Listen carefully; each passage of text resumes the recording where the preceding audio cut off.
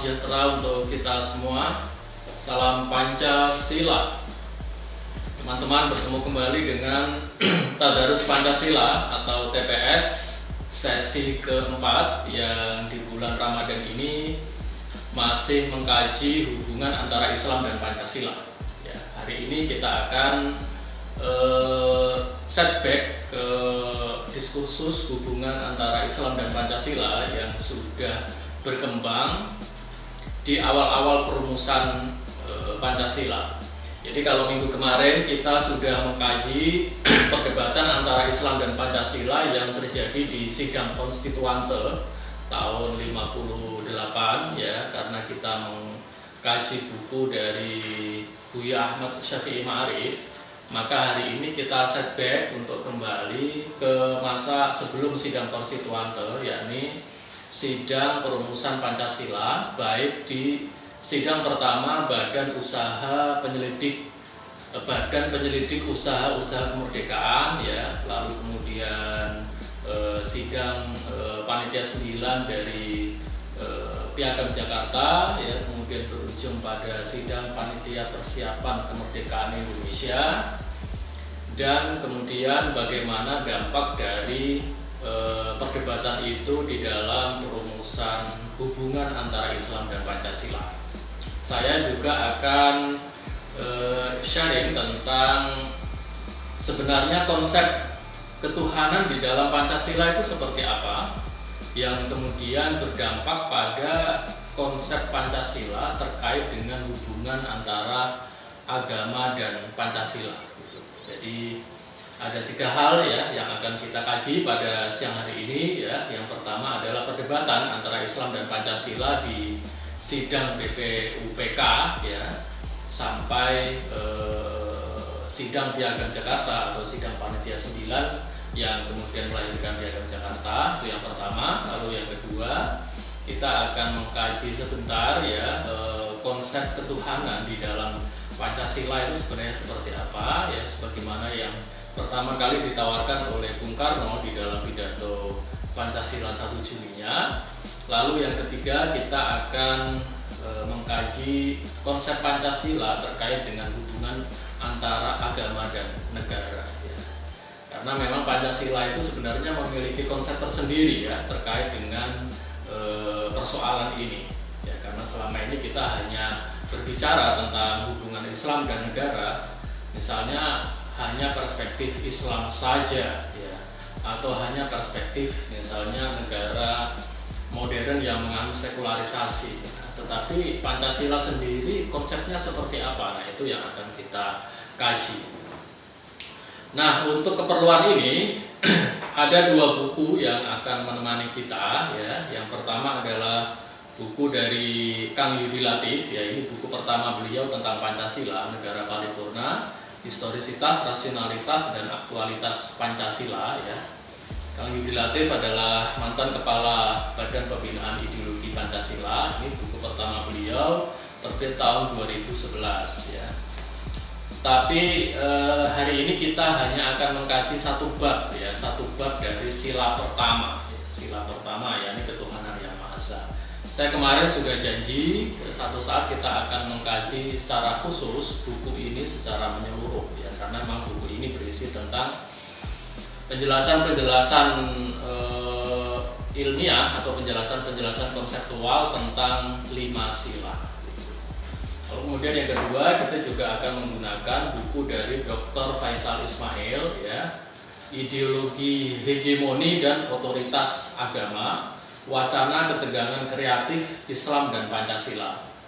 Ini adalah terjemahan dari disertasi beliau di Amerika ya, yang berjudul Islam, Politics and Ideology in Indonesia, Study of Process of Muslim Acceptance of the Pancasila. Jadi ini adalah studi tentang penerimaan umat Islam terhadap Pancasila di 3 fase historis ya, yakni fase sidang BPUPK, lalu kemudian fase Piagam Jakarta ya, dan fase kebijakan atas tunggal Pancasila di era Orde Baru ya. Saya berterima kasih sekali kepada Mas Reza Sigarlagi, teman saya yang sudah menghadiahi buku ini. Nah teman-teman, sedikit review hasil dari kajian kita minggu yang lalu, yakni perdebatan tentang Islam dan Pancasila di sidang konstituante.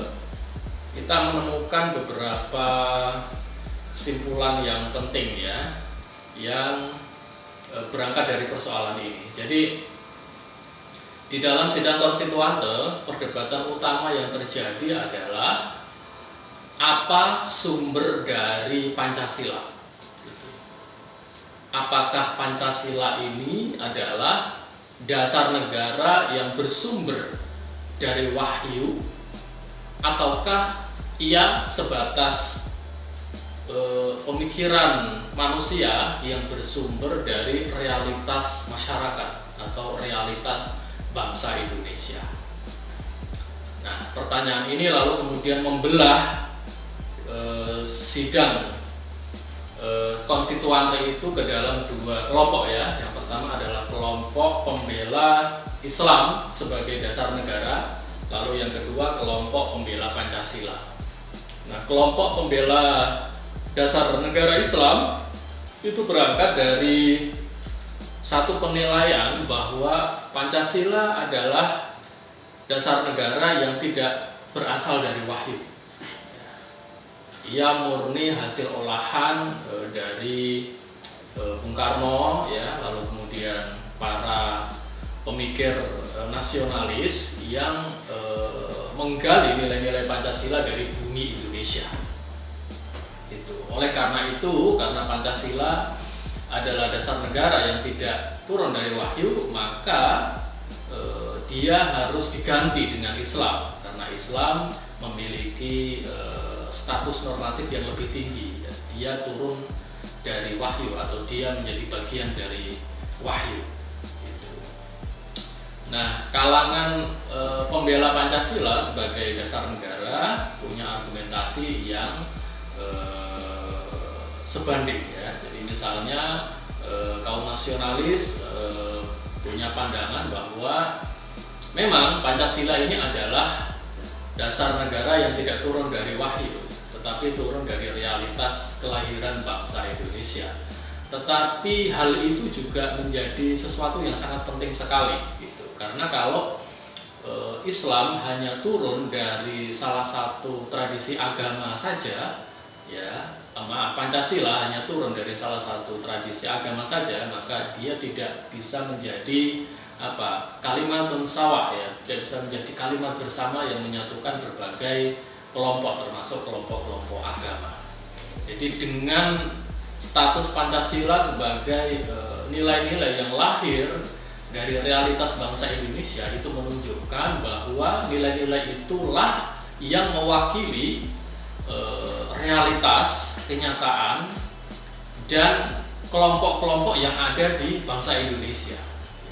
Oleh karena itu, Pancasila menjadi perjanjian moral yang luhur ya, yang mempersatukan berbagai perbedaan nilai itu, dan oleh karena itu harus selalu ditaati.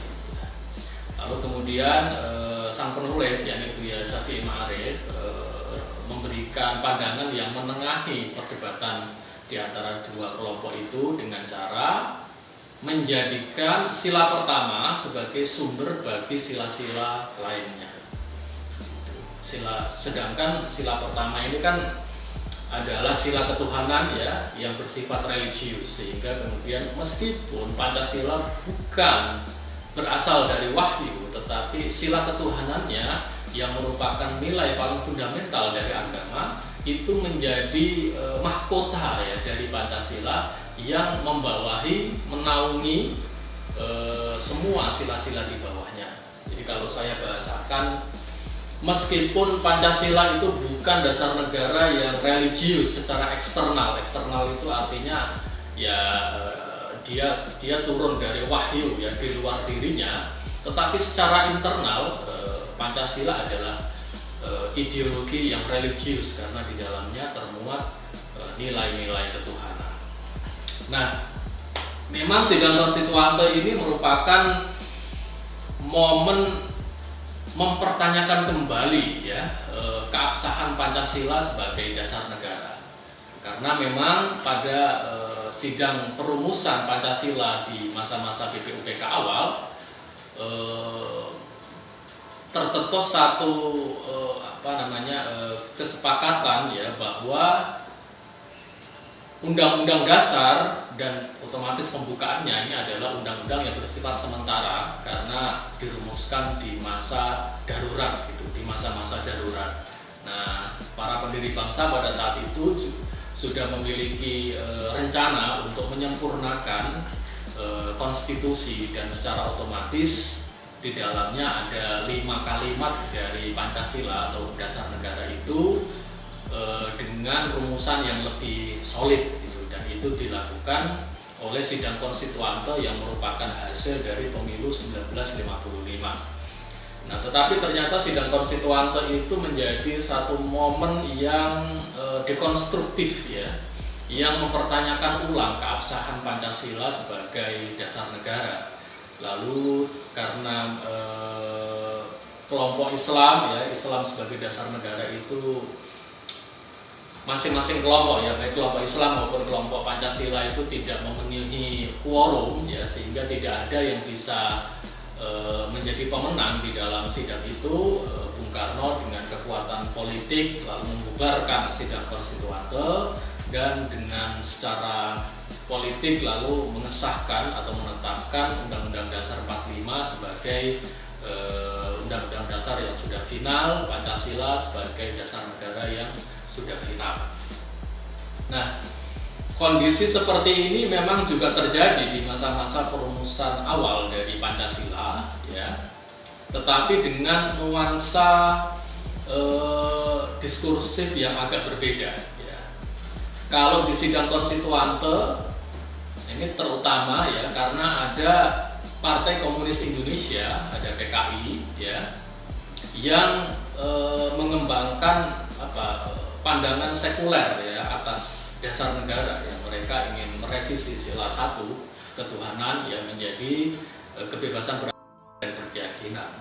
Nah, di sidang konstituante ada Partai Komunis. Nah, di sidang BPUPK justru tidak ada Partai Komunis ya, karena PKI pada saat itu sudah dinyatakan sebagai partai terlarang oleh pemerintahan Jepang akibat pemberontakan mereka di tahun 1926 sampai 1927.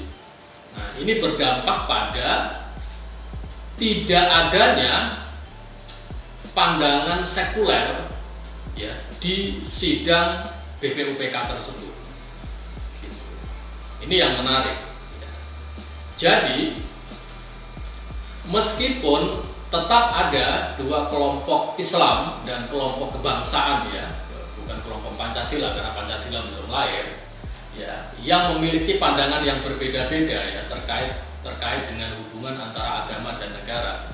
Kelompok Islam itu tetap ingin menjadikan Islam sebagai dasar negara, sementara kelompok kebangsaan ya ingin memisahkan agama dan negara.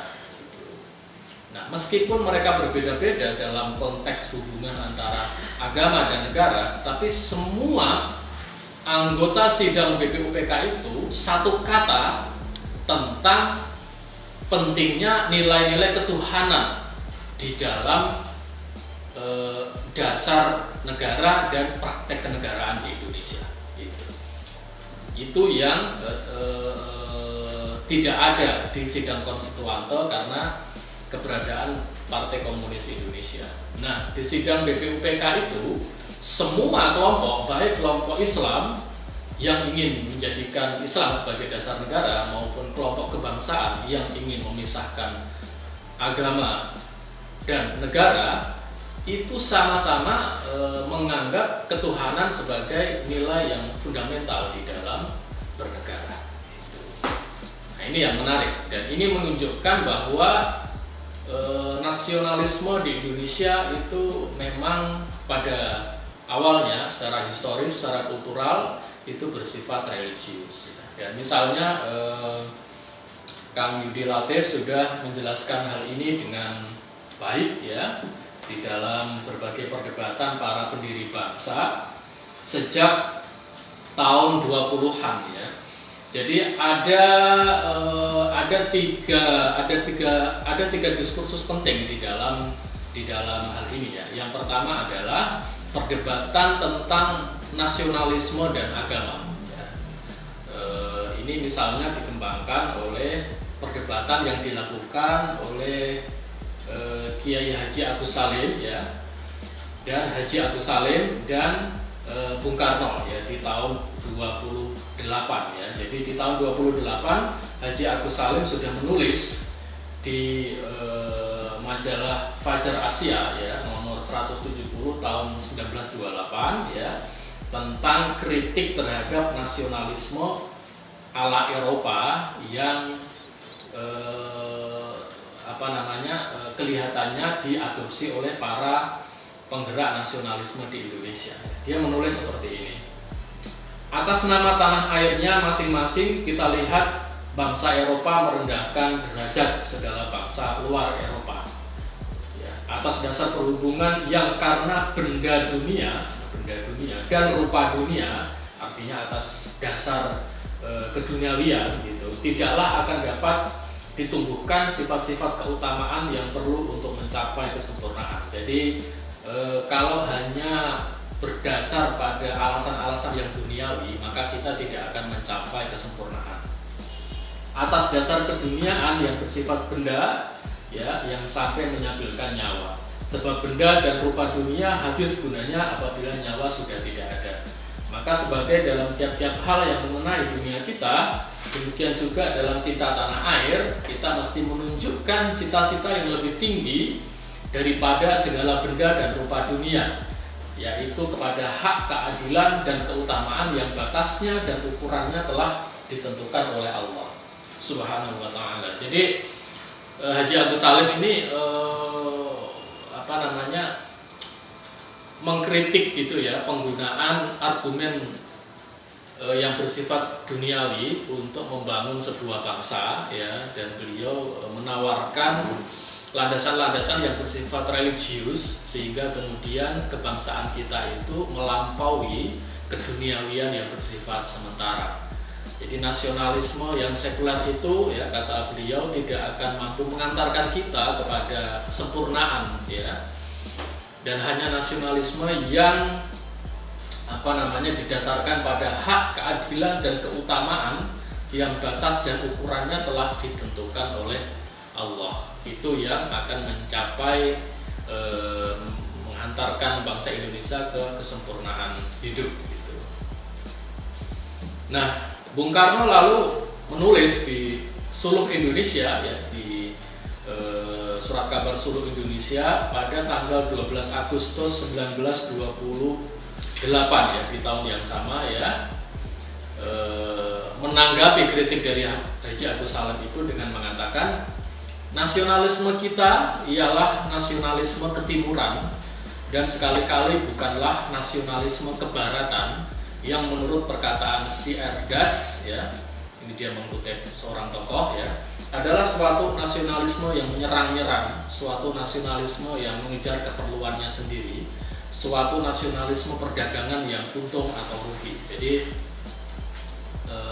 Bung Karno sependapat ya dengan Haji Agus Salim ini ya, dengan menyatakan bahwa nasionalisme kita bukanlah nasionalisme westernis ya, nasionalisme kebarat-baratan yang menyerang-nyerang, yang hanya mengejar keperluannya sendiri, nasionalisme perdagangan. Nah, ini nasionalisme perdagangan artinya nasionalisme dalam rangka memperluas penetrasi dari kapitalisme gitu ya, yang mengejar untung dan rugi. Kata Bung Karno, nasionalisme kita adalah nasionalisme yang membuat kita menjadi perkakasnya Tuhan dan membuat kita hidup dalam roh. Nah, ini istilah yang saya pribadi sangat suka ya. Jadi nasionalisme Indonesia adalah nasionalisme yang membuat kita menjadi perkakas. Perkakas itu artinya alat ya, peralatan Tuhan gitu. Dan membuat kita hidup dalam roh. Wah, roh absolut. Ini luar biasa Bung Karno ini. Jadi nasionalisme di Indonesia yang dikembangkan oleh Bung Karno terutama adalah nasionalisme yang itu tadi menjadikan manusia itu sebagai perkakasnya Tuhan dan membuat manusia hidup dalam roh. Jadi tidak ada keterpisahan antara Tuhan dengan kebangsaan itu, karena sebagai seorang muslim yang taat ya, sebagai seorang putra dari seorang teosof ya, Bung Karno adalah putra dari seorang teosof, sebagai seorang putra dari seorang ibu pemeluk agama Hindu yang religius itu, spiritualis ya, maka perjuangan kebangsaan beliau itu adalah perjuangan kebangsaan yang bersifat spiritual. Oleh karena itu, kekhawatiran Haji Agus Salim bahwa kebangsaan di Indonesia ini akan sekularistik ini tidak beralasan. Gitu. Nah, perdebatan-perdebatan seperti itu memunculkan satu benang merah ya di antara para tokoh itu yang menyepakati bahwa ketuhanan sebagai nilai yang fundamental di dalam perjuangan kemerdekaan bangsa. Nah, sampai kemudian BPUPK lalu terbentuk ya, dan akhirnya bersidang di tanggal 29 Mei sampai 1 Juni ya. Ini adalah sidang pertama ya. Banyak tokoh yang sudah berbicara ya untuk menjawab pertanyaan ketua BPUPK tentang dasar negara ya, dan sebagian besar tokoh itu menekankan pentingnya ketuhanan sebagai fundamen ya bagi negara Indonesia yang akan dibangun. Ini Kang Yupi menyebutkan ada beberapa nama. Bung Karno sendiri ya, Muhammad Hatta, Bung Hatta, Supomo, Muhammad Yamin, Wiranata Kusuma, Suryo, Susanto Tirto, Projo Dasat, Haji Agus Salim ya, Abdul Rahim, Abdul Kadir ya, Kiai Haji Sanusi, dan Ki Bagus Hadikusumo. Jadi para pembicara itu ya dalam menjawab pertanyaan tentang apa dasar negara bagi Indonesia ya, beliau menekankan ketuhanan sebagai nilai yang paling penting ya di dalam perumusan dasar negara itu. Nah, diskursus kedua di dalam persoalan ini, di dalam perumusan hubungan antara Islam dan Pancasila di masa-masa awal perumusan Pancasila ya, terjadi antara Ki Bagus Hadikusumo ya dari Muhammadiyah dengan Mr. Supomo ya, seorang nasionalis penggagas bentuk negara integralistik ya. Nah, Ki Bagus Hadikusumo ini adalah wakil dari kelompok Islam yang menawarkan Islam sebagai dasar negara ya. Ada beberapa argumen mengapa Ki Bagus Hadikusumo ya yang pidato tanggal 31 Mei itu menawarkan Islam sebagai dasar negara ya. Pokok argumennya antara lain adalah bahwa agama merupakan pangkal persatuan.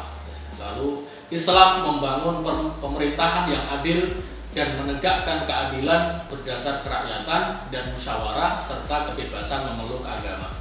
Islam tidak bertentangan, bahkan sangat sesuai dengan kebangsaan kita. Islam merupakan ajaran yang lengkap yang menyuruh masyarakat ya didasarkan atas hukum Allah dan agama Islam.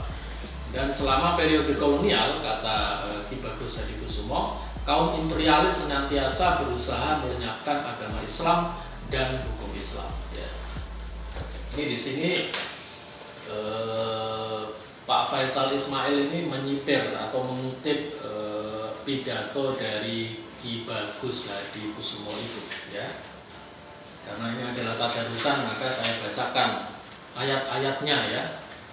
Ini adalah pidato dari Ki Bagus Hadikusumo. Tuan-tuan yang terhormat, jika Anda ingin menciptakan keadilan dan pemerintahan negara kita berdasarkan perilaku moral yang luhur dan demokrasi permusyawaratan, nah, Ki Bagus sudah mencetuskan istilah demokrasi permusyawaratan, serta toleransi tanpa pemaksaan agama, maka bangunlah pemerintahan berdasarkan Islam, karena Islam menyediakan semua itu. Jadi Ki Bagus ini menghadirkan ya Islam sebagai prinsip keadilan ya, Islam sebagai prinsip pemerintahan yang etis gitu berdasarkan moral yang luhur, Islam sebagai prinsip bagi demokrasi permusyawaratan, Islam sebagai prinsip-prinsip toleransi tanpa pemaksaan agama gitu. Jadi ada 4 gitu ya, keadilan, moralitas, demokrasi, dan toleransi.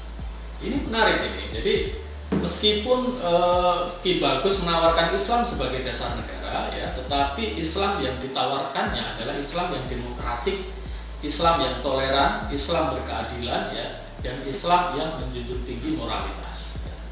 Ini berbeda sekali ya dengan tawaran dari gerakan Islam kontemporer ya, gerakan Islamis kontemporer yang menawarkan Islam sebagai dasar negara dengan apa? Dengan memusuhi demokrasi ya kan, dengan memusuhi misalnya kebinekaan gitu, sehingga kemudian menjadikan Islamisme itu sebagai alternatif ya dari sistem politik modern. Ki Bagus meskipun menawarkan Islam sebagai dasar negara, tetapi tidak mempertentangkan Islam dan demokrasi, Islam dan kemajemukan, Islam dan keadilan. Gitu. Ini yang memang menjadi ciri khas ya dari para tokoh politik Islam di masa-masa awal pendirian Republik. Bahkan misalnya kalau kita lihat di sidang konstituante, seorang Muhammad Nasir yang juga menawarkan Islam sebagai dasar negara, itu juga tidak lalu menawarkan khilafah Islamiyah misalnya, atau negara atau daulah Islamiyah yang menentang demokrasi ya. Di sidang itu Muhammad Nasir justru menawarkan ya Indonesia sebagai negara demokratis berdasarkan Islam. Jadi tawaran dari Muhammad Nasir, dari Pak Nasir pada sidang konstituante itu adalah Indonesia sebagai negara demokrasi berdasarkan Islam. Nah ini hampir sama nih dengan Ki Bagus Hadikusumo ya, yang menawarkan Islam sebagai dasar negara demokratik ya. Dan demokrasinya juga bukan demokrasi majoritarian ya, bukan demokrasi liberal ya, tapi demokrasi permusyawaratan, demokrasi yang berangkat dari kultur musyawarah yang ada di tradisi politik di Indonesia. Gitu. Ini menarik. Nah, beliau juga nyambung ya, agar Indonesia menjadi negara yang kuat dan stabil, saya mengusulkan pendirian negara Indonesia merdeka yang didasarkan pada Islam. Karena hal ini sesuai dengan aspirasi mayoritas rakyat. Mereka adalah Muslim, janganlah mengingkari aspirasi 90% rakyat Indonesia yang beragama Islam. Nah, tapi memang ini pandangan beliau masih majoritarianisme ya di dalam konteks kewarganegaraan ya. Dan ini memang tidak sesuai dengan prinsip katakanlah modern citizenship ya, atau civic nationalism ya, yang berangkat dari prinsip tidak ada minoritas dan mayoritas di dalam negara demokrasi. Yang ada adalah prinsip kesetaraan semua warga negara melampaui perbedaan sara ya, perbedaan keagamaan itu. Nah, tetapi ada satu argumen yang menarik dari Ki Bagus ini ya, terkait dengan syariat Islam. Jadi alasan menjadikan Islam sebagai dasar negara adalah agar syariat Islam itu bisa diterapkan gitu ya. Karena selama era kolonial ya, syariat Islam berusaha untuk dihapus oleh penjajah ya, oleh bangsa Belanda. Ya, di sini Pak Faisal Ismail ya menjelaskan ya, mengutip pandangan dari Ki Bagus ya, pemerintahan Belanda, pemerintahan kolonial Belanda pada saat itu berusaha menghilangkan hukum waris Islam pada tahun 1922 ya, kebijakan yang menjadi lebih mencolok pada tahun 1934 ya, yang ingin mengganti hukum waris Islam dengan hukum waris adat ya. Lalu juga pemerintahan kolonial juga ingin mengganti hukum perkawinan Islam dengan hukum perkawinan sipil. Akibat reaksi yang keras dari umat Islam, pemerintahan kolonial Belanda tidak jadi menerapkan kedua kebijakan itu. Jadi hampir sama dengan argumentasi para pengusung negara Islam kontemporer ya. Ki Bagus juga menjadikan penerapan syariat Islam itu sebagai raison d'être-nya pendirian negara Islam atau penempatan penahdisan Islam sebagai dasar negara. Nah, alasan penerapan syariat Islam itulah yang juga dikritik atau ditolak oleh kaum golongan kebangsaan pada sidang BPUPK itu ya. Mr. Supomo ya lalu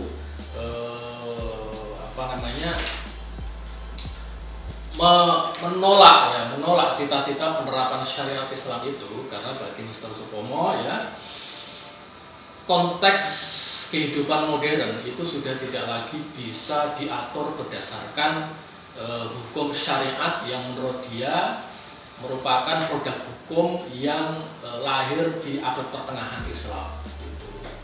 Kata Mr. Supomo ya, kalau kita ingin menerapkan syariat di zaman modern ini, maka kita harus melakukan reformulasi dan reinterpretasi syariat yang besar-besaran, dan tentu hal itu, dan menurut Mr. Supomo hal itu belum terlaksana ya, belum ada satu reformulasi yang tepat bagi penerapan hukum Islam di konteks kehidupan modern. Mr. Supomo juga ya yang berpidato di tanggal yang sama ya 31 Mei ya menanggapi pandangan Ki Bagus Hadikusumo itu ya dengan beberapa prinsip ya. Yang pertama ya Mr. Supomo adalah kelompok nasionalis ya yang ingin memisahkan, yang menolak Islam sebagai dasar negara ya. Karena menurut beliau seperti ini. Mendirikan negara Islam di Indonesia berarti tidak akan mendirikan negara persatuan. Jadi kata Mr. Supomo, kalau kita mendirikan negara Islam di Indonesia, maka itu sama dengan kita tidak mendirikan negara persatuan. Mendirikan negara Islam di Indonesia berarti mendirikan negara yang akan mempersatukan diri dengan kelompok atau golongan terbesar, yakni golongan Islam. Jikalau di Indonesia didirikan negara Islam, maka tentu akan timbul soal-soal minderheden, soal golongan agama yang kecil-kecil, golongan agama Kristen dan lain-lain. Golongan-golongan agama kecil ini tentu tidak bisa mempersatukan dirinya dengan negara. Jadi sebagai kelompok yang ingin mendirikan negara persatuan, maka negara Islam ini akan menghambat pendirian negara persatuan itu. Karena akhirnya negara sudah tidak lagi netral ya terhadap kelompok-kelompok yang ada di masyarakat. Negara hanya akan menjadi milik dari kelompok mayoritas, yakni umat Islam. Negara tidak akan lagi bisa berlaku adil ya terhadap kelompok-kelompok agama yang minoritas itu. Nah, tetapi kata Mr. Supomo ya, perkataan negara Islam itu lain artinya daripada atau dengan perkataan negara berdasar atas cita-cita luhur dari agama Islam. Jadi Mr. Supomo ini membedakan antara negara Islam dengan negara berdasar cita-cita luhur dari agama Islam. Selanjutnya dia mengatakan negara nasional yang bersatu, ya, negara nasional yang bersatu itu tidak berarti bahwa negara itu akan bersifat a-religius. Ya. A-religius itu anti agama atau tanpa agama. Itu bukan. Negara nasional yang bersatu itu akan memelihara budi pekerti kemanusiaan yang luhur, akan memegang teguh cita-cita moral rakyat yang luhur. Maka negara demikian itu, dan hendaknya negara Indonesia juga memakai dasar moral yang luhur yang dianjurkan juga oleh agama Islam. Di Mr. Supomo ini memberikan jaminan bahwa di dalam negara nasional yang non negara Islam itu, ya, negara itu bukanlah negara yang anti agama, yang a-religius. Ya. Karena apa? Karena negara itu meskipun tidak berdasarkan agama, tetapi tetap melandaskan diri pada nilai-nilai luhur atau moralitas yang luhur yang juga diagungkan oleh agama Islam. Gitu. Jadi Mr. Supomo ini mencoba ya di dalam konteks Islam itu memilah atau membedakan antara dimensi doktrinal dari Islam dan dimensi etik ya dari Islam. Ya. Dimensi doktrinal ini ya teologi lalu kemudian hukum ya atau syariat ya, itulah yang ingin dimasukkan ke dalam negara sehingga kemudian terbentuklah negara Islam ya. Nah, tetapi dimensi etis ini adalah nilai-nilai etika, nilai-nilai moral yang ada di dalam doktrin agama itu ya, tetapi tetap bisa dibangun ya, diamalkan ya di dalam negara nasional yang non Islam gitu. Kenapa ya? Karena memang negara nasional kita, negara Indonesia kita ini adalah negara yang tidak anti agama, tidak anti Islam gitu. Jadi meskipun negara kita ini tidak berdasarkan doktrin formal atau doktrin hukum dari Islam, tetapi Indonesia adalah negara yang didasarkan pada moralitas Islam.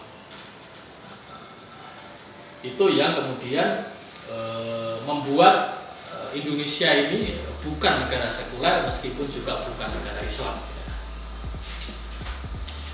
Nah, diskursus yang ketiga adalah upaya dari para peserta sidang BPUPK itu untuk menengahi perdebatan antara pengusung negara Islam dengan pengusung negara nasional yang oleh kalangan Islam ini dituduh sebagai pandangan yang bersifat sekuler. Ya. Jadi antara separasi, ya separasi itu adalah pemisahan antara agama dan negara di kubu kebangsaan, ya, dan integrasi, ya, penyatuan agama dan negara, penyatuan Islam dan negara di kubu kelompok Islam. Nah, di sini ada titik tengah, ada jalan tengah ternyata. Ada gagasan yang ingin menjadi jalan tengah ya, yang dikembangkan oleh dua orang. Yang pertama adalah Bung Hatta secara konseptual gitu kata Kang Yudi. Yang kedua adalah Bung Karno secara praktis. Bung Hatta sudah menawarkan jalan ketiga secara konseptual dan Bung Karno kemudian menawarkan jalan ketiga itu secara praktis. Nanti ini akan saya jelaskan. Jadi Bung Hatta mengkritik ya perdebatan antara separasi dan integrasi ya, antara negara Islam dengan negara nasional yang sekuler itu ya, dengan menyatakan bahwa perdebatan di antara kedua kelompok itu berada di dalam paradigma semu ya, di dalam pemahaman yang kurang tepat tentang hubungan antara Islam dan negara, gitu kata Bung Hatta. Jadi perdebatan itu lahir dari paradigma yang masih dibayang-bayangi oleh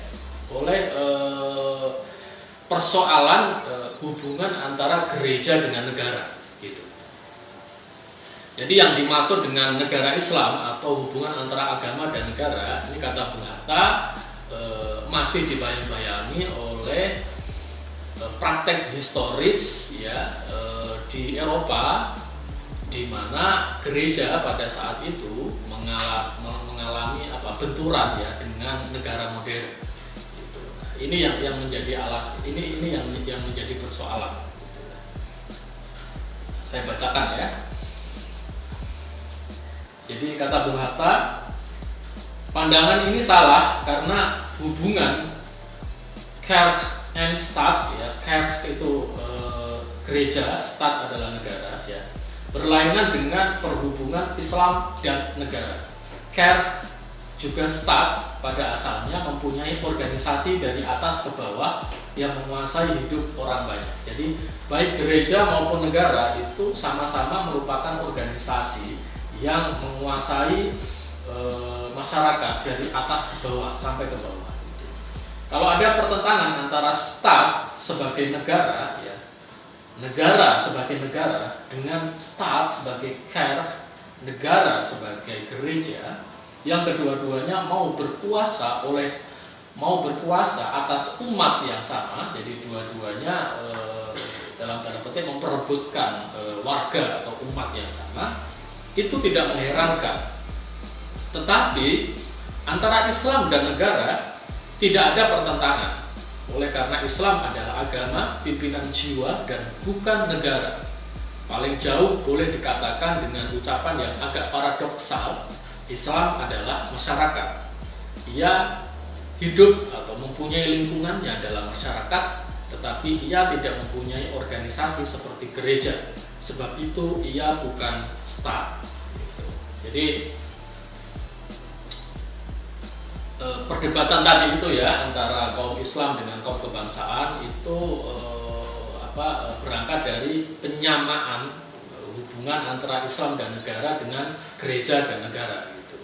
Dan ini bermasalah karena Islam tidak mengenal kependetaan sehingga tidak memiliki otoritas organisasional ya yang seperti dibangun di dalam gereja. Gitu. Islam adalah masyarakat. Ya.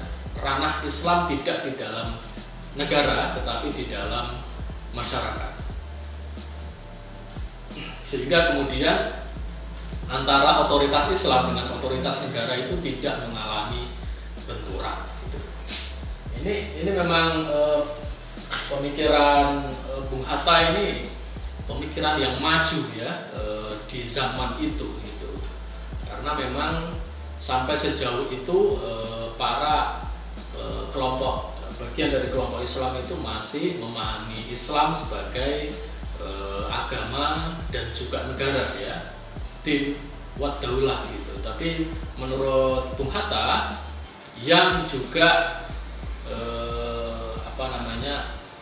senada dengan pemikir Islam kontemporer seperti Muhammad Abid Al-Jabiri dari Maroko ya, yang melihat ketiadaan otoritas seperti gereja ya, otoritas gerejawi di dalam Islam karena di dalam Islam tidak ada kependetaan gitu.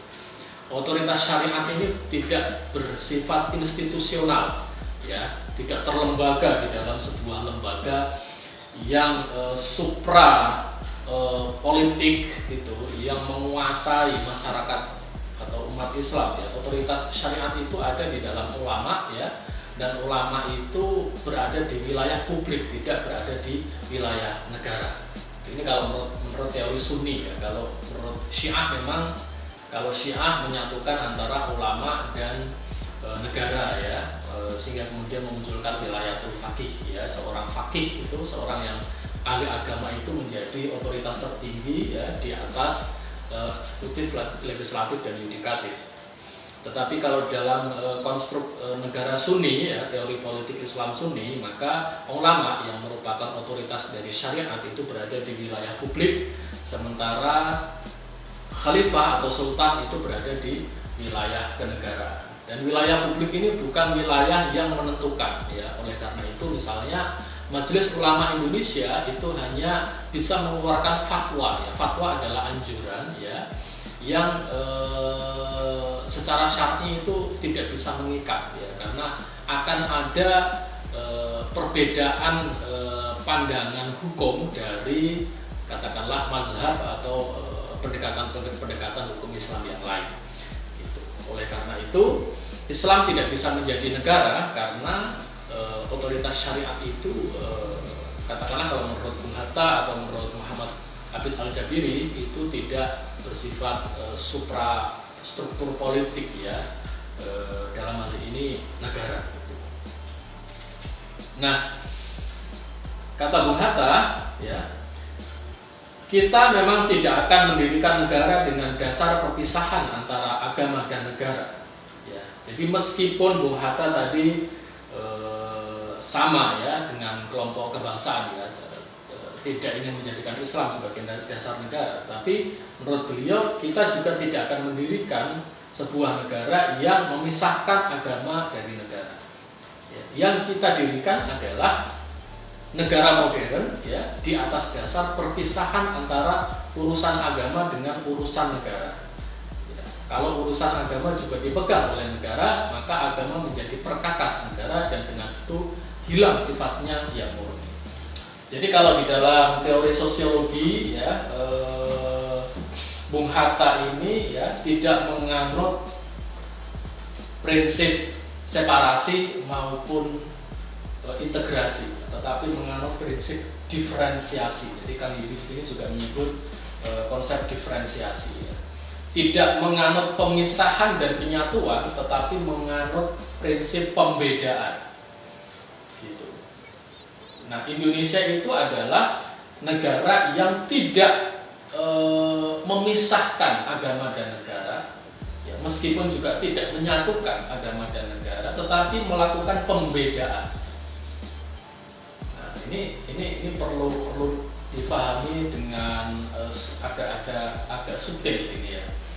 Jadi kenapa ya Indonesia disebut sebagai negara yang tidak memisahkan agama dan negara? Ya karena sila pertama dari dasar negaranya adalah ketuhanan yang Maha Esa. Sila pertama ya, dari dasar negaranya adalah nilai yang paling fundamental dari agama. Oleh karena itu, meskipun Pancasila bukan dasar negara agama atau dasar negara Islam ya, tetapi dia adalah dasar negara yang di dalamnya terdapat nilai yang paling fundamental dari agama, yakni ketuhanan. Kalau dalam Islam tauhid. Gitu. Nah, inilah yang membuat Islam ya secara Pancasila atau Indonesia ya secara filosofis itu tidak menganut pemisahan agama dan negara. Dia dalam tanda petik menyatukan agama dan negara, tetapi tidak secara doktrinal, melainkan secara etis. Gitu. Karena ketuhanan yang ada di dalam Pancasila bukanlah doktrin teologi dan hukum dari agama, bukan doktrin formal agama, melainkan nilai-nilai seperti yang saya sebut kemarin ya, religio-sosial etik. Gitu. Jadi etika sosial keagamaan, etika sosial ketuhanan. Kenapa? Karena ketuhanan sudah dijelaskan, ya kan, diturunkan, ya, bukan Tuhan lalu diturunkan, bukan. Ya. Nilai-nilai ketuhanan sudah diturunkan menjadi kemanusiaan, kebangsaan, demokrasi dan keadilan sosial. Yang keempat sila itu bernuansa etik. Etik itu artinya ingin membangun satu masyarakat yang baik. Nah, itulah kenapa kemudian memang seperti kata Bung Hatta ya, Indonesia bukan negara yang memisahkan agama dan negara. Ya. Dia juga bukan negara yang menyatukan agama dan negara secara doktrinal. Tapi kalau bagi saya pribadi, saya kemudian menambahkan satu prinsip ya, memang tidak menyatukan secara doktrinal, tapi menyatukan secara etis. Gitu. Karena di sila pertama ada ketuhanan yang Maha Esa. Nah, setelah memisahkan agama dari negara, artinya tidak menjadikan doktrin agama sebagai dasar negara, tetapi juga menyatukan sebenarnya nilai-nilai moral agama ke dalam dasar negara, maka di dalam struktur kenegaraan ya, negara Pancasila adalah negara yang membedakan agama dan negara. Artinya apa? Artinya seperti kata Bung Hatta ya, Islam atau agama adalah nilai-nilai keagamaan ya, nilai-nilai hidup ya, yang hidup berkembang di, kata Habermas itu, di Lebenswelt ya, di dunia kehidupan gitu. Sementara negara adalah sistem ya, sistem administratif gitu. Nah, agama memang tidak berada di dalam sistem administratif negara itu karena wilayahnya ada di dalam kebudayaan ada di dalam kultur, ada di dalam kehidupan sehari-hari masyarakat. Itulah kenapa ya kita bisa mengamalkan, kalau saya Muslim atau kita Islam ya, mengamalkan ibadah ya, rukun Islam itu ya tanpa campur tangan.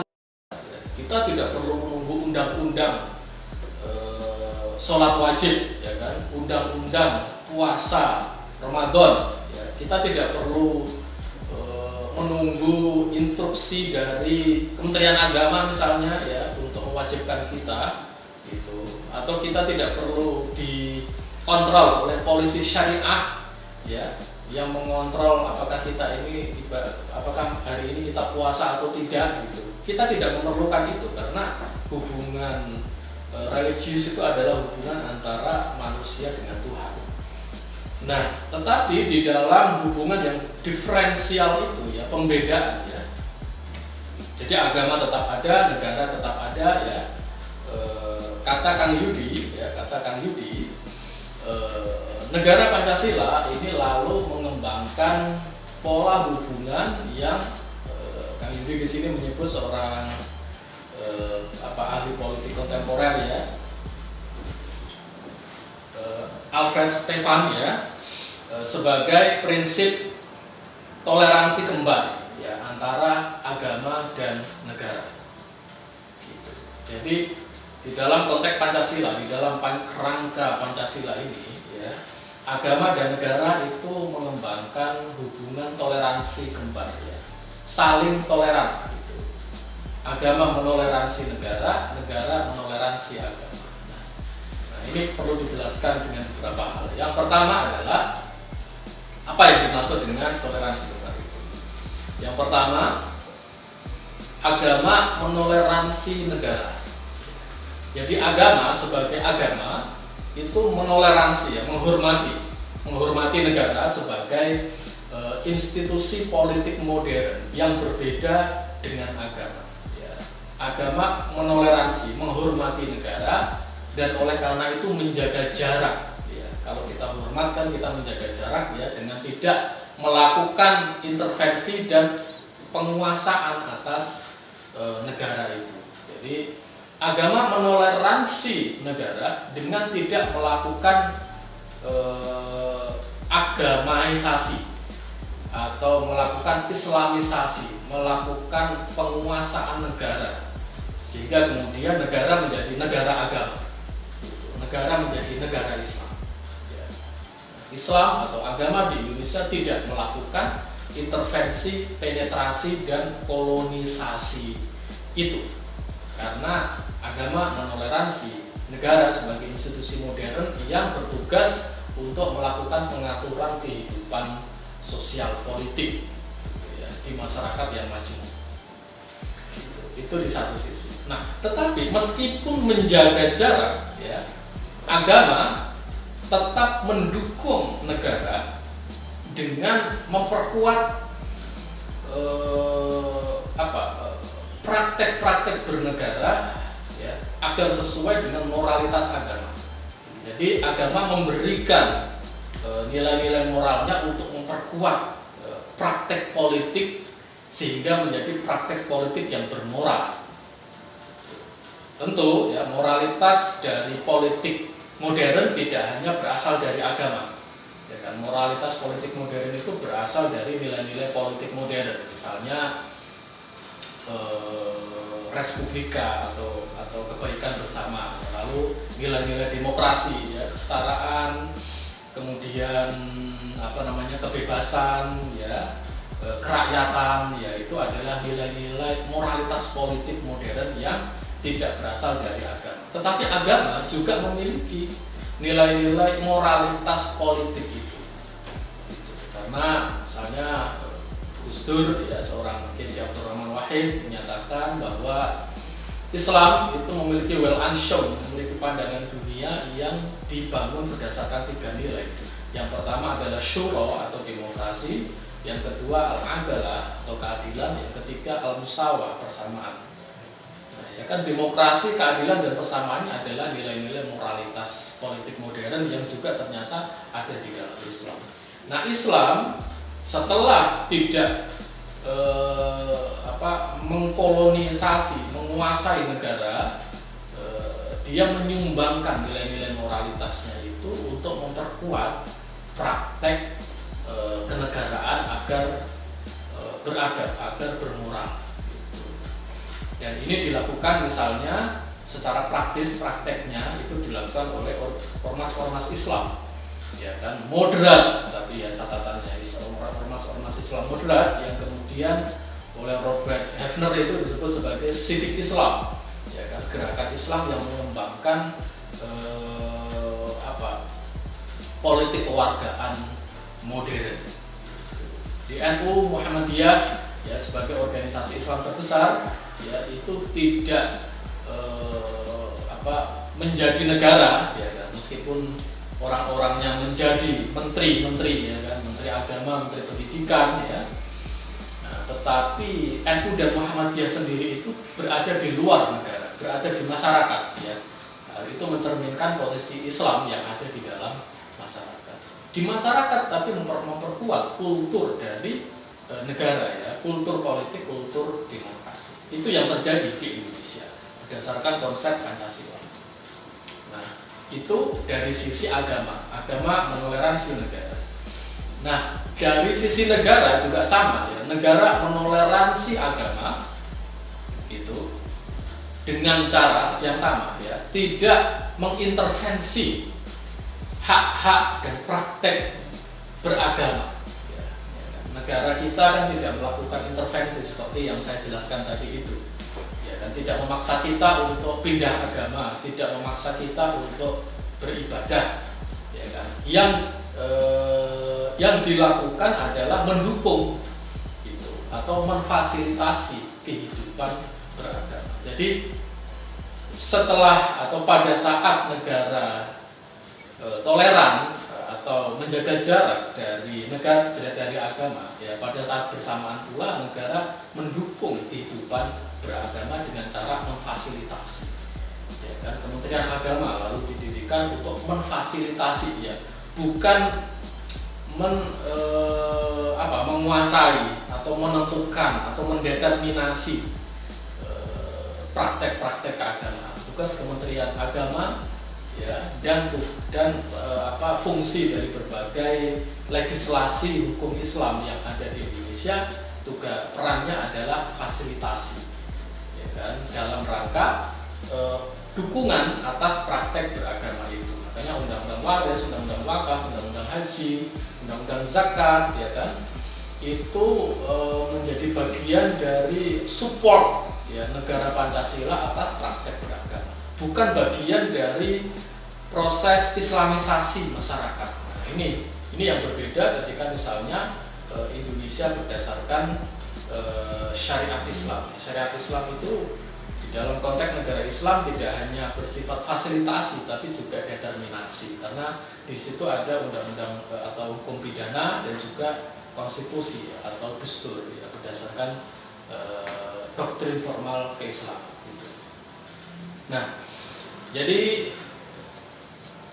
pemikiran Kang Yudi Latif ya di bab 1 dari Pancasila ya, atau sila 1 dari Pancasila ini sepertinya selaras dengan pemikiran Bung Hatta.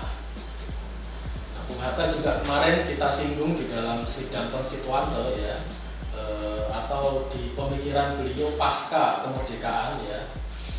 Bung Hatta juga mengembangkan penafsiran terhadap Pancasila yang religius gitu ya, yang menyatakan bahwa sila pertama adalah sumber dari atau sumber bagi sila-sila di bawahnya. Nah, secara konseptual ya, Bung Hatta sudah menawarkan jalan tengah. Jalan tengahnya adalah diferensiasi itu tadi. Ketika agama tidak disatukan dengan negara dan ketika juga agama tidak dipisahkan dari negara, maka solusinya adalah agama dan negara dibedakan tetapi tidak dipisahkan dan juga tidak disatukan. Jadi Indonesia akhirnya tidak menganut sekularisasi ya, juga tidak menganut integrasi atau islamisasi, tetapi menganut diferensiasi, pembedaan antara agama dan negara dalam rangka toleransi kembar ya, hubungan antara agama dan negara yang saling menghormati. Itu Bung Hatta. Lalu Bung Karno menawarkan prinsip yang sama dengan Bung Hatta ya, dengan menjadikan ketuhanan sebagai sila kelima dari Pancasila beliau. Jadi ketika Islam tidak menjadi dasar negara, ya, maka tetaplah menerima Pancasila karena di dalam Pancasila ada nilai ketuhanan. Meskipun ketuhanan di dalam Pancasila 1 Juni ya ditempatkan sebagai sila kelima. Ya, tapi kata Cak Roslan Abdul Ghani, ya Cak Roslan ini adalah politisi di Partai Nasional Indonesia (PNI), ya, pernah jadi beberapa menteri di masa Kepresidenan Soekarno, juga pernah menjadi ketua atau kepala Badan Pembinaan Jiwa Revolusi. Jadi itu Badan Indoktrinasi Manipol Usdek. BP7-nya Orde Lama, BPIP-nya Orde Lama. Itu adalah Cak Roslan adalah kepalanya. Juru bicara Jubir Usman, juru bicara Manipol Usdek. Cak Roslan mengatakan tentang ketuhanan dari Bung Karno, ya. Jadi penempatan Bung Karno atas ketuhanan sebagai sila kelima itu justru menjadikan ketuhanan itu sebagai pengunci, ya, dari sila-sila di atasnya. Dia menjadi urat tunggang, gitu istilah Cak Roslan. Urat tunggang itu ya akar tunggang gitu kali ya. Jadi akar yang mengakari nilai-nilai di atasnya. Itu yang pertama, cara Bung Karno menengahi separasi dan islamisasi itu atau integrasi itu. Nah, yang kedua, Bung Karno lalu menawarkan saluran politik ya melalui demokrasi, melalui MPR, melalui parlemen, ya, melalui badan perwakilan ya, yang menjadi saluran bagi umat Islam untuk menyalurkan aspirasi politiknya. Jadi meskipun Islam tidak menjadi dasar negara, tetapi prinsip-prinsip demokrasi ya di dalam Pancasila itu memberikan ruang bagi umat Islam untuk memperjuangkan aspirasi keislamannya melalui lembaga perwakilan. Dan Bung Karno betul-betul itu meyakinkan itu. Termasuk juga kepada perwakilan dari kelompok-kelompok agama lain. Nah, maka dorongan lalu ayo perbanyaklah wakil-wakil dari umat Islam ya untuk duduk di Senayan, ya, untuk duduk di Senayan tahun ini, ya kan? Tahun 2004 kalau ibu kota pindah ya duduknya di ibu kota yang baru. Ya. Seperti itu teman-teman. Jadi dengan cara itulah akhirnya meskipun Islam tidak menjadi dasar negara ya, tetapi umat Islam tetap bisa memperjuangkan ya, terutama memperjuangkan syariat Islam ya melalui proses legislasi ya, hukum atau perundang-undangan yang ada di Republik ini. Nah, dalam perjalanannya kan kemudian Bung Karno lalu menjadi ketua ya dari berbagai sidang itu ya, terutama di dalam sidang perumusan pembukaan Undang-Undang Dasar ya, termasuk Dasar Negara yang melahirkan Piagam Jakarta, ya kan. Bung Karno walaupun seorang nasionalis ya, beliau adalah ketua sidang yang merayu ya kelompok Islam yang ada di Panitia 9 ya. Kelompok Islam itu kan Kahar Muzakar ya, Kahar Muzakir, lalu kemudian Kiai Wahid Hashim ya, lalu ada 2 orang lagi ya, Haji Agus Salim dan satu lagi adiknya Pak Cokro Aminoto ya kan. Itu merayu kelompok Islam gitu dengan bahasa Pak Faisal Ismail itu agak merengek-rengek gitu. Bung Karno merengek-rengek kepada kelompok Islam ya, ada di sini bahasanya merengek gitu, untuk menerima Pancasila dengan 7 kata. Jadi Bung Karno merengek-rengek ya, merayu kelompok nasionalis untuk agar kelompok golongan nasionalis ini menerima Pancasila dengan 7 kata Piagam Jakarta ya, dengan kewajiban menjalankan syariat Islam bagi para pemeluknya. Kenapa? Ya, agar persatuan itu tetap terjaga. Karena kalau 7 kata itu dicoret, maka ya kelompok Islam tidak akan mau menerima Pancasila. Jadi jangan dikira Bung Karno ini adalah seorang nasionalis yang anti-Islam. Justru beliau yang memperjuangkan ya. Jadi beliau yang meyakinkan kepada kelompok nasionalis untuk menerima 7 kata Piagam Jakarta. Bukan dalam rangka kepentingan kelompok Islam, tapi dalam rangka terjadinya satu konsensus bersama. Karena bagaimanapun kelompok Islam adalah kelompok yang mayoritas, gitu ya. Nah ini memang satu hal yang menarik ya, yang mencerminkan sisi kenegarawanan ya, atau sisi politik ya dari Bung Karno ya, selain sisi beliau sebagai seorang filsuf yang bersifat nasionalis gitu. Nah, tapi dalam perkembangannya kemudian kan terjadi keberatan dari saudara-saudara tokoh-tokoh Kristiani ya, Latu Hari-Hari dan A.A. Maramis ya, yang merasa keberatan dengan 7 kata itu ya, dan lalu Bung Hatta menjadi orang yang merayu kelompok Islam untuk menerima revisi atas sila pertama itu ya, dari ketuhanan berdasarkan syariat Islam menjadi ketuhanan yang Maha Esa. Ini peran Budi Tunggal ini memang menarik gitu ya. Seperti itu teman-teman. Jadi kalau kita berbicara tentang hubungan antara Islam dan Pancasila, maka yang paling tepat adalah konsep toleransi kembar yang ditawarkan oleh Pancasila itu. Dan ini ya, konsep ini sudah melampaui teori-teori sekularisasi dan juga Islamisasi. Jadi bagi teman-teman, saudara-saudara yang meragukan Pancasila sebagai ideologi sekuler juga tidak tepat ya, karena itu tadi Pancasila tidak mengembangkan sekularisme atau sekularisasi, tapi menawarkan diferensiasi dan toleransi kembar antara agama dan negara. Dan ini yang menjadi realitas di Indonesia, realitas yang menarik ya, yang tidak terjadi di negara-negara lain ya. Negara-negara lain terutama di Timur Tengah masih terkungkung ya di dalam 2 paradigma yang bersifat oposisional itu ya. Kalau tidak memisahkan ya menyatukan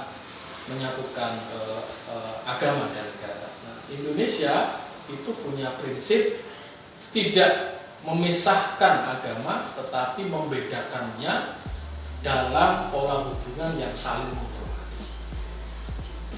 Karena sebagaimana Bung Karno menyatakan ya, agama sudah tidak hanya menjadi doktrin tapi sudah menjadi kultur dari bangsa Indonesia, dan oleh karena itu ketuhanan menjadi salah satu sila di dalam Pancasila.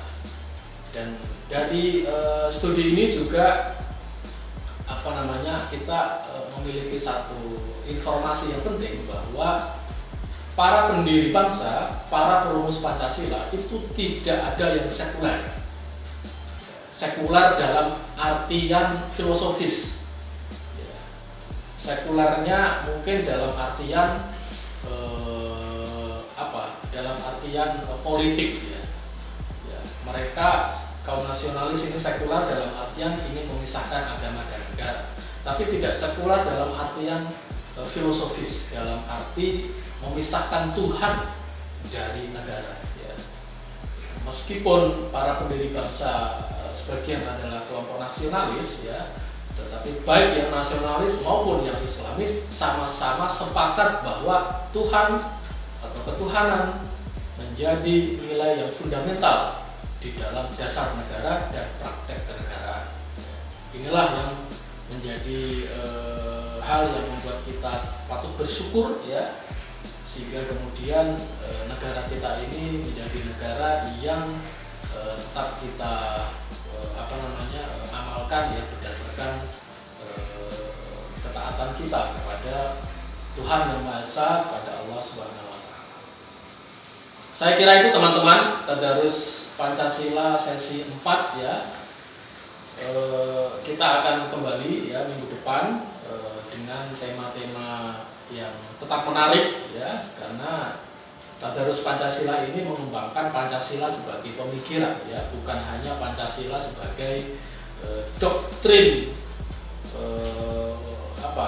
meta yuridis, doktrin kenegaraan yang tidak menarik dan membuat ngantuk ya kalau diikuti pelatihan atau penatarannya ya. TPS ini menghadirkan Pancasila sebagai kursus pemikiran ya yang menarik ya, sehingga kemudian nanti ke depan teman-teman para penikmat TPS ini bisa melanjutkan yang mengembangkan studi-studi ilmiah tentang Pancasila, karena Pancasila sendiri itu kan berasal dari ya kan kelima ide intelektual, yakni ketuhanan ya, kemanusiaan, humanisme ya kan, nasionalisme, demokrasi, dan sosialisme gitu. Sehingga kemudian terdapat samudra ilmu pengetahuan yang bisa kita diskusikan. Dan Tadarus Pancasila ingin mengawali sebuah tradisi intelektual untuk mengembangkan Pancasila sebagai hasanah dan gerakan pemikiran. Terima kasih. Mohon maaf apabila ada kekhilafan. Selamat menjalankan ibadah puasa. Semoga ibadah puasa kita bisa membersihkan batin kita dari kotoran yang sudah melekat selama 11 bulan sebelumnya. Terima kasih. Khairul kalam. Wassalamualaikum warahmatullahi wabarakatuh. Salam Pancasila.